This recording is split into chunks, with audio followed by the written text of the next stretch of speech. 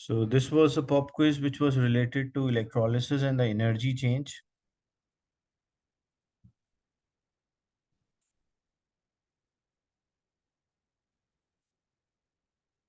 In the first question, the diagram shows electrolysis of concentrated hydrochloric acid and concentrated aqueous sodium chloride. At which electrode is hydrogen produced? So how to work out which electrode hydrogen is produced? You have to check the ions which are present. For hydrochloric acid, there is a hydrogen ion, chloride ion, and hydrogen ion and hydroxide ion. Because acids and alkalis are always aqueous, so there is always H and OH ions are there. Because we want to identify which electrode hydrogen here, both positive ions are hydrogen, so it will move towards cathode. So we'll get hydrogen at electrode 2. And electrode 3 and electrode 4. So we have here sodium ion is there. We have a chloride ion, we have hydrogen ion and hydroxide ion.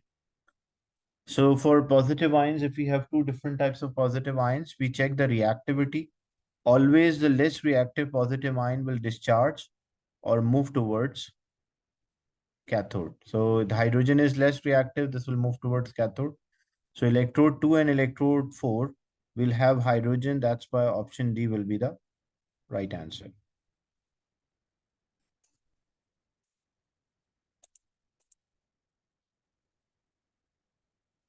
In question 2, aqueous copper 2 sulfate is electrolyzed using a copper electrodes. So anode and cathode both are made up of copper. The electrolyte is aqueous copper 2 sulfate. So there's a copper ion, there's a sulfate ion, there is a hydrogen ion and hydroxide ion. So again, for positive ions, we check the reactivity. Always the less reactive positive ion will move. So in this case, because copper is less reactive, so copper will move towards cathode. And when the copper ions will move there, the copper ions will gain 2 electron and it turn into copper atom. So copper ions gain 2 electrons and it will form a copper atom. So B should be the right answer.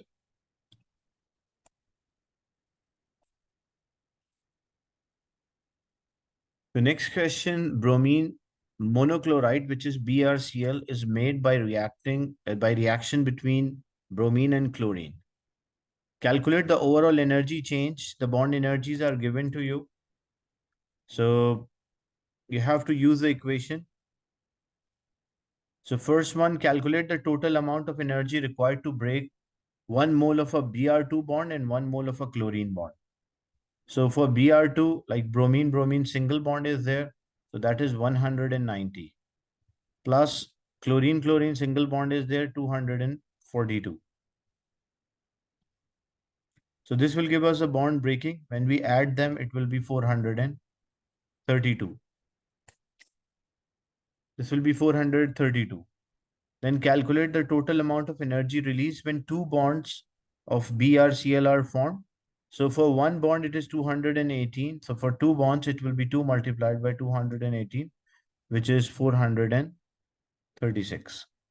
To calculate the overall energy change, if we want to calculate the energy change is a bond breaking minus bond forming. That will give us the energy change.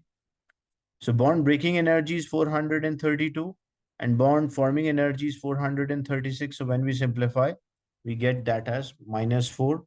So if you get energy change as negative, what it shows? It shows that the reaction is exothermic, overall reaction.